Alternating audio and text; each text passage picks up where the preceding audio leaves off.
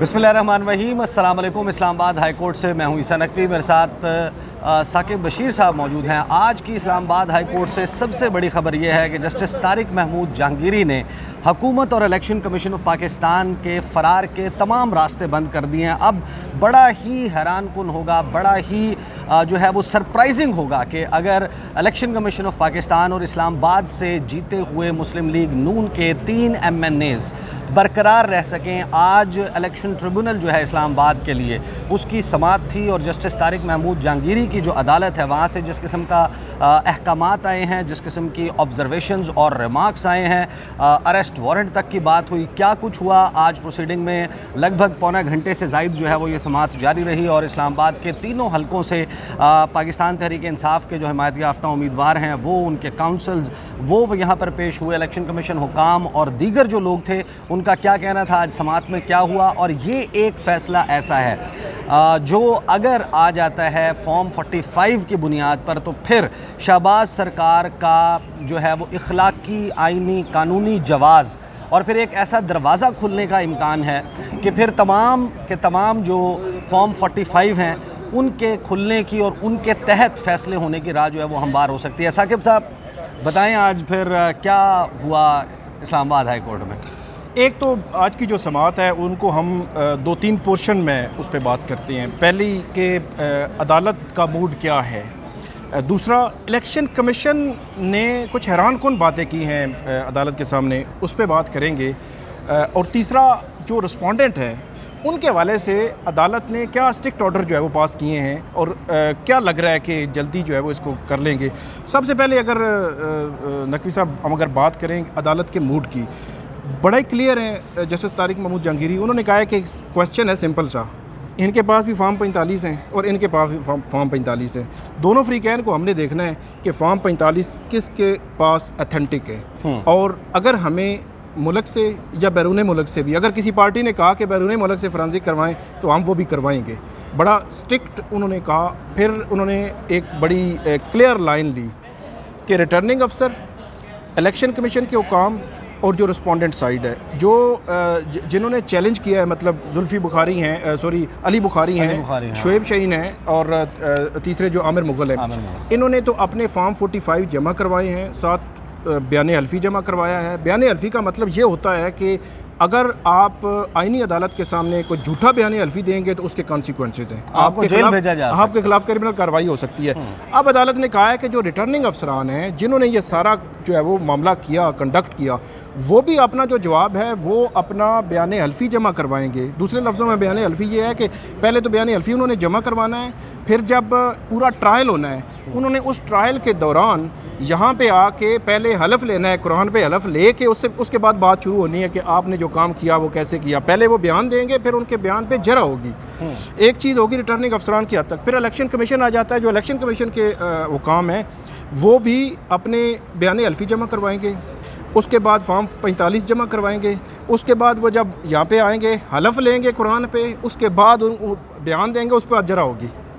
फिर एक और बड़ा जो है वो जो सिस्टम था इलेक्ट्रॉनिक, जो EMS या शायद जो इलेक्ट्रॉनिक सिस्टम था जो जिसके तहत इलेक्शन मैनेजमेंट सिस्टम, जिसके तहत प्रिजाइडिंग अफसरान ने वो रिटर्निंग अफसरान को रिजल्ट भेजने थे फौरी तौर पे। वो 2 उसने पढ़े खुद इलेक्शन कमीशन के वकील ने, लेकिन उसमें हैरान कौन एक चीज़ सामने आई कि इलेक्शन कमीशन के वकील ने वो पढ़ा, उसने कहा कि वो या तो फिज़िकली रिजल्ट्स देने थे या इलेक्ट्रॉनिक डिवाइसेस के ज़रिए आपने देने थे, या जो है वो इलेक्ट्रॉनिक डिवाइसेस में बताया गया कि 2.5 करोड़ का वो सिस्टम जो है वो लगा था स्पेशली इस काम के लिए। तो शुएब शहीन साहब ने कहा कि इनको कहें कि वो मुझे दें, क्योंकि इस्लामाबाद हाई कोर्ट ने पहले भी ऑर्डर कर रखा है और वो रिकॉर्ड पे लेके आएँ। अब आपको भी पता है, हमें भी पता है, अगर वो रिकॉर्ड पे आ जाए तो मेरा ख्याल है मसला ही हल हो जाएगा।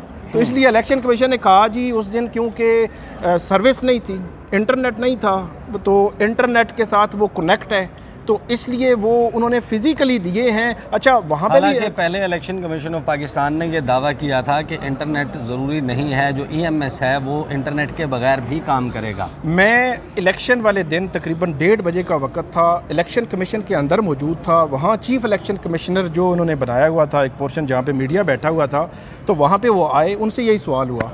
उन्होंने कहा इंटरनेट का मसला ही नहीं है, हमारा जो सिस्टम है उसके साथ इंटरनेट का कोई इशू नहीं है। आज इलेक्शन कमीशन के वकील साहब यहाँ पे कह रहे हैं कि वो इंटरनेट के साथ कनेक्ट था तो इसलिए उसका इशू है। तो अब अदालत ने उनको कहा है कि आप वो जमा करवाएं और साथ एक एफिडेविट भी जमा करवाएं, और साथ ही ये कहा है कि अगर वो आपने कोई झूठा या उसमें आपने उसमें कोई उसकी हेयत चेंज की या कुछ भी किया आपने, तो फिर आपके ख़िलाफ़ कार्रवाई होगी, क्रिमिनल कार्रवाई होगी और आपको जेल भी भेजा जा सकता है। तो ये हो गया रिटर्निंग अफसरान इलेक्शन कमीशन। अब आ गया तीसरा कि जो शुएब शाहीन साहब ने फॉर्म 45 जमा करवाए हैं, उन्होंने अपने उसके साथ एफिडेविट्स लगवाए हैं उन लोगों के जो मुख्तलिफ पोलिंग स्टेशन पे मौजूद थे, पोलिंग एजेंट्स थे। फिर सबसे बड़ी बात, मुस्तफ़ा नवाज़ खोखर आए हैं, टीएलपी के एक शुएब शाहीन साहब कह रहे हैं कि मेरे साथ टीएलपी का भी एक बंदा आया है जो इसी हल्के से इलेक्शन लड़ रहा था, वो भी आपने फॉर्म 45 जमा करवा रहा है, वो भी आपने एफिडेविट्स देंगे। मतलब दोनों साइड से जो उन पोलिंग स्टेशन पर जो उनके पोलिंग एजेंट्स थे वो भी अपने अपने एफिडेविट्स देंगे और उनके हवाले से भी वही ऑर्डर है और उनके भी बयानात होंगे, उन पर भी जरा होगी। तो ये एक बड़ा इन डेप्थ किस्म का एक प्रोसेस जो अदालत ने दिया है, जिससे ज़ाहिर लग रहा है कि अदालत किसी लॉजिकल एंड तक पहुंचना चाह रही है। और ख़ास तौर पर जो रिटर्निंग अफसरान के हवाले से मुझे थोड़ी सी हैरत हुई कि 8 फरवरी के इलेक्शंस जो करवाए गए, ख़ास तौर पर हम सिर्फ क्योंकि इस्लामाबाद के 3 हलकों की बात कर रहे हैं, तो ये बहुत इम्पॉर्टेंट है कि इस्लामाबाद के 3 हलके तो पूरे मुल्क के लिए आइडियल होने चाहिए थे। तो तीनों हलकों पे सवालात हैं जहां इलेक्शन कमीशन ऑफ पाकिस्तान हम मौजूद है। अभी हम जहां इस्लामाबाद हाई कोर्ट में खड़े होकर गुफ्तगू कर रहे हैं, इनकी नाक के नीचे यही इस्लामाबाद हाई कोर्ट है, सामने सुप्रीम कोर्ट ऑफ पाकिस्तान है, पार्लियामेंट की इमारत है, प्राइम मिनिस्टर सेक्रेटेरिएट है, ये इस तरफ इलेक्शन कमीशन ऑफ पाकिस्तान की इमारत है। जी। तो ये इनके अपने हलके में जो इलेक्शन हो रहा था उसके ऊपर इतने संगीन सवाल आते हैं। ये जो रिटर्निंग अफसर या कोई वारंट गिरफ्तारी हाँ, मैं वो बात कर रहा था, मैं वही बहुत तरफ जा रहा हूँ कि रिटर्निंग अफसरान जो है वो अब उनको क्या कहें, तीनों हलकों के रिटर्निंग अफसरान को नोटिस थे कि आज आपने आना है। अदालत ने पूछा वो कहाँ पे हैं, तो उन्होंने कहा जी वो तो नहीं आए, ना उनकी जानिब से कोई रिप्रेजेंटेटिव था, कोई स्टेट की जानिब से कोई स्टेट काउंसिल हो जाता है, बाज़ औक़ात को सरकारी वकील भेज हो जाता है, कोई बंदा नहीं था। तो ये मेरे लिए ज़्यादा हैरान कुन है कि जिन लोगों ने ये सारा कुछ किया है वो ऐसे लग रहा है कि कहीं भाग रहे हैं, मुझे तो वैसे ऐसे लग रहा है। लेकिन अदालत ने फिर स्ट्रिक्ट किया, उन्होंने कहा उनको नोटिस जारी कर रहे हैं और लास्ट वार्निंग है उनके लिए, अगर वो नहीं आएंगे तो फिर हम उनके लिए जो है वो वारंट गिरफ्तारी जारी करेंगे, तो फिर उनको गिरफ़्तार करके जो है पेश किया जाएगा। इसमें एक और जो चीज़ इंपॉर्टेंट हुई वो ये है, क्योंकि मुझे लग रहा है कि अदालत किसी लॉजिकल एंड तक जल्दी पहुंचना चाह रही है। हर 7 रोज़ के बाद जो है वो 7 रोज़ के अंदर मेरे ख्याल में समाअत हुआ करेगी इस केस की। नेक्स्ट भी जो हियरिंग है वो 7 रोज़ के अंदर है। इसमें और अब सेपरेट कर दिया है कि हल्का NA 46, 47, 48, सबसे पहले मेरा ख्याल है 48 की जो है वो हियरिंग रखी गई है, 28 मई की तारीख रखी गई है, उससे अगले दिन जो है वो दूसरे मतलब इस्लामाबाद 47 और 46 तीनों हलकों की अलग अलग हियरिंग्स होंगी। अब जो रिस्पोंडेंट्स हैं, कुछ ऐसे लोग हैं कि जो अदालती ऑर्डर्स के बावजूद नहीं आए, उनके हवाले से ये कहा गया है कि आप जो जियो पे, डॉन, द न्यूज़ और PTV, इन 4 जगहों पे उनके हवाले से बाकायदा इश्तिहार जारी होंगे। TV चैनल पे भी चलेंगे और अखबारात पे भी इश्तिहार जारी होंगे कि ये केस है, ये आपको नोटिस हुआ है और इतने दिन का टाइम है, आप जो है वो आएँ और अदालत के सामने जो है पेश हों ताकि इस केस को जो है आगे बढ़ाया जाए। तो मतलब दूसरे लफ्ज़ों में आप ये कह सकते हैं कि ये मामला पहले 5 या 4 मई को जो पहली समाअत हुई थी, फिर 20 मई की तारीख जो है वो 2 मई को हुई थी और 18 दिन दिए थे। तो उसमें फिर अदालत ने अब नेक्स्ट फ़ेज़ में उनको बजरिया नोटिस, इश्तिहारात वो बुलाना शुरू कर दिया है, वारंट गिरफ्तारी का भी कह दिया है। एक और चीज़ जो इसमें एक और इम्पॉर्टेंट आ गई, अब जो रिस्पोंडेंट्स हैं, मतलब तारिक फजल चौधरी साहब हैं, अंजुम अकील ख़ान है और राजा खुर्रम, उनकी जानिब से भी नहीं आए जवाब। उसमें अदालत ने हैरानगी का इज़हार किया कि हमने 18 दिन दिए आपको। तो वकील साहब हैं, सीनियर वकील हैं सरदार तैमूर असलम साहब, उन्होंने कहा कि मुझे अभी हायर किया गया। उन्होंने कहा मैं आपकी बात नहीं कर रहा, आपको तो ठीक है आपको हायर किया है, आपने वही बात करनी है कि आप अभी तैयार नहीं हैं, लेकिन जो रिस्पोंडेंट हैं, मतलब तारिक फजल चौधरी हैं या अंजुम अकील ख़ान हैं या राजा खुर्रम है, उन्होंने क्यों नहीं जवाब जमा कराया? उन्होंने क्यों नहीं बॉदर किया कि उन्होंने जो फॉर्म 45 आपने जमा करवाने हैं, अपने एफिडेविट्स जमा करवाने हैं, वो क्यों जो है वो उन्होंने अभी तक जमा नहीं करवाया? तो इस पर भी काफ़ी बरहमी का इज़हार किया जस्टिस तारिक महमूद जहांगीरी साहब ने कि उनको इसमें दिलचस्प बात यह है कि मेरी तारिक फजल चौधरी साहब से अभी थोड़ी देर पहले टेलीफोन पर बात हुई। अच्छा। यहीं पे शुएब शाहीन साहब मौजूद थे। अच्छा।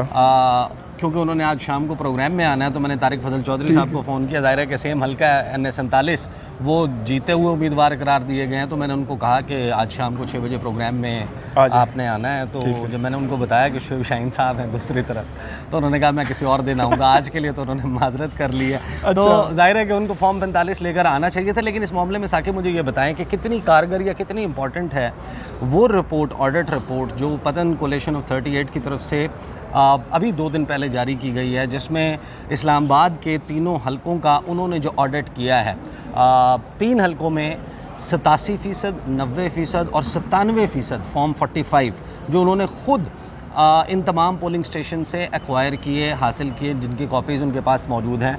उन्होंने जो टेबुलेशन की है रिजल्ट्स की, वो तो कह रहे हैं कि 60-60 हज़ार की, 66-66 हज़ार की, 55-55 हज़ार की वोटों का घपला हुआ है इन फेवर ऑफ PMLN।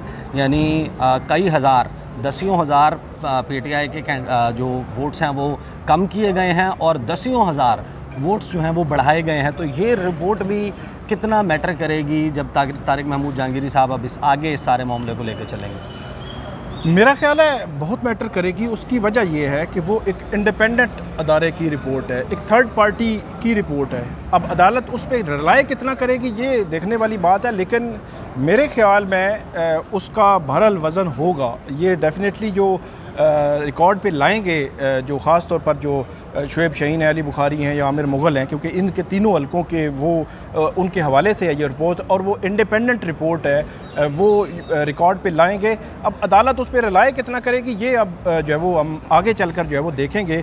लेकिन इसमें 2 चीज़ें जो इम्पोर्टेंट हैं मुझे जो लगती हैं, एक तो जज साहब ने ये भी कहा कि मतलब जब उन्होंने कहा कि कुरान पर हलफ होगा और कुरान पर हाथ रख के बताएंगे कि वो झूठ तो नहीं बोल रहे, फिर उन्होंने कहा कि इसकी सज़ा एक तो वो होगी ना जो हमने देनी है, एक अगले जहान भी आपने जाना है। अगर कोई झूठ बोलेगा तो वो भी एक एलिमेंट। अच्छा, शुएब शाहीन साहब से मेरी बात हुई, वो बड़ा एडमेंट है इस बात पे। उन्होंने कहा कि देखें इलेक्शन कमीशन ऑफ पाकिस्तान ने 6 मार्च को अपनी वेबसाइट के ऊपर फॉर्म 45 अपलोड किए थे और उन फॉर्म 45 में एक वाज़ेह तौर पर फोर्जरी नज़र आती है। कहीं पर 81 को 1081 किया गया है, कहीं पर 92 को 1092 या 91 किया गया है। इसी तरह तहरीक इंसाफ के वोट्स जो हैं वो कम किए गए हैं। वो कहते हैं कि ये फोर्जरी है और फोर्जरी जो है जैसे ही अदालत में सब्सटेंशिएट होगी, कोई रास्ता नहीं है, गिरफ्तारियाँ होंगी और इसके ऊपर सज़ाएँ होंगी। बिल्कुल वो मेरा ख्याल है वो बिल्कुल ठीक कह रहे हैं। उसकी वजह यह है कि अदालत ने वही बात की है कि अगर फोर्जरी या गलत बयानी या इस किस्म की चीज़ अदालत के सामने आएगी तो उसके कॉन्सिक्वेंसेस आपको भुगतना होंगे। लेकिन उसमें फिर मामला ये है कि अब जो फोरेंसिक है वो पाकिस्तान से होगा या बैरून मुल्क से होगा, ये बड़ा इंपॉर्टेंट है। मेरा ये ख्याल है, वैसे मेरा मशवरा तजवीज़ भी है अदालत के लिए भी, बाकी तो चले मुल्क में जो होता है वो होता रहे, लेकिन बड़ा आइडियल है कि पाकिस्तान इस्लामाबाद है, वफाकी दारुल हुकूमत है, इनके 3 हलकों पे सवाल आया है, कम से कम इन 3 हलकों का जो फोरेंसिक है वो बैरून मुल्क से करवा लें। चलें थोड़ा सा सही अगर पॉसिबल हो। अच्छा, इसमें मैं आपको एक बात बताऊं कि दिलचस्प बात यह है कि अभी एक और जो इस सारे मामले में पिटिशनर हैं, एडवोकेट मोहम्मद अली बुखारी, वो भी आज यहाँ पर मौजूद थे। अभी मेरी उनसे भी मुलाकात हुई है। ठीक है। उन्होंने आज नहीं, इलेक्शन से 3-4 दिन के बाद जब ये मामला सारा हुआ था, वो अपने तमाम फॉर्म 45 उठाकर मेरे पास मेरे दफ्तर आए थे, मेरे साथ प्रोग्राम किया था और वहाँ पर उन्होंने ऑन एयर ये कहा था, ये ऑफ़र की थी कि जो उनका हल्का है उसके एक फॉर्म 45 का बैरून मुल्क से फोरेंसिक वो अपने ख़र्चे के ऊपर करवाने के लिए तैयार हैं। कोई भी इस डॉक्यूमेंट को इलेक्शन कमीशन ऑफ पाकिस्तान या कोई अदालत वो उस फोरम के थ्रू भिजवाया जाता है, पैसे सारे वो देंगे, फोरेंसिक करवा लें। वो तो एडमेंट हैं, वो कहते हैं कि ये टैली कर लें। मुस्तफ़ा नवाज़ खोखर के फॉर्म 45 यही हैं, मेरे यही हैं, TLP के यही हैं, जमात इस्लामी के ये हैं। वो कहते हैं कि इवन जो सिब्त हैदर बुखारी हैं जिनका NA47 बनता है, बिल्कुल पीपल्स पार्टी के कैंडिडेट, उनके भी फॉर्म 45 वही हैं। तो नहीं, ये तो बड़ा इम्पॉर्टेंट है। अच्छा, इसमें एक अलमिया ही मैं कहूँगा कि हमारे इदारे जो अब फोरेंसिक जिन इदारों ने करना है उन पे ये अदम एतमाद है बुनियादी तौर पर। मतलब अदालत को कहने की क्या ज़रूरत है या किसी उम्मीदवार को कहने की ज़रूरत क्या है कि बाहर से करवाएं। एक आइनी अदालत जो है उसने 8 फरवरी को इलेक्शन करवाए हैं और वो इलेक्शन इतने खुले उसकी कहीं ना कहीं धांधली जो है वो नज़र आई है कि उस पर ऐसे सवालात हैं। फिर अब कैसे उस पर यकीन करेंगे? एक और चीज़, इलेक्शन कमीशन जो है बज़ाहिर जो ट्रिब्यूनल है इससे बाहर मामला ले जाने की उन्होंने कोशिश कर रहे थे। वो कह रहे थे कि एक जो है वो लॉ में ये भी लिखा हुआ है कि अदालत एक लोकल कमीशन जो है वो हायर कर सकती है, लोकल कमीशन को कह सकती है कि वो सारी स्क्रूटनी करे, इन सारी चीज़ों को देखे और उसके बाद वो रिपोर्ट अदालत में जमा करा दे। अच्छा, बार बार मैं हैरान था कदरे के इलेक्शन कमीशन के जो वकील हैं उस तरफ जा रहे थे, उस तरफ अदालत को लेकर जा रहे थे, लेकिन अदालत जो है वो बड़ी क्लियर थी जस्टिस तारिक जहांगीरी कि हम करेंगे और यहीं पे सारा कुछ होगा और यहीं पे जरा और यहीं पे बयानात जो है वो होंगे। सही देखते हैं कि अब ज़ाहिर है कि ये मामला 28 मई से ऑनवर्ड अब इस्लामाबाद हाई कोर्ट जो है वो इतना ज़्यादा वक्त नहीं देगी इस्लामाबाद के लिए, जो इलेक्शन ट्रिब्यूनल है जस्टिस तारिक महमूद जहांगीरी। लेकिन एक बात तय है कि जिस तरीके से रिटर्निंग अफसरान का पेश ना होना, जवाब जमा ना करवाना, जो रिस्पोंडेंट्स हैं इसमें मुस्लिम लीग नून के जो विनिंग कैंडिडेट्स हैं उनका बयान हल्फी और अपने फॉर्म 45 जमा ना करवाना, जाहिर है कि इस बात की संगीनी की तरफ इशारा करता है कि ये वो केस है कि एक फ़ैसला फॉर्म 45 की बुनियाद पर हो गया और फॉर्म 47 रिवर्स हो गया जो कि इलेक्शन कमीशन ऑफ पाकिस्तान ने जारी किया था। कोई एक भी हो जाता है तो उसने फिर वो तमाम जो केस बिल्ड किया है फॉर्म 45 और 47 के डिफरेंसेस की बेसिस पे पाकिस्तान तहरीक इंसाफ ने, उसको बड़ी हद तक सब्सटेंशिएट कर देगा, रास्ता खोल देगा। शहबाज सरकार को चलाना संभालना तकरीबन फिर नामुमकिन हो जाएगा। अब तक के लिए इतना ही। मुझे और साकिब बशीर को इजाज़त दीजिए। अल्लाह हाफ़िज़।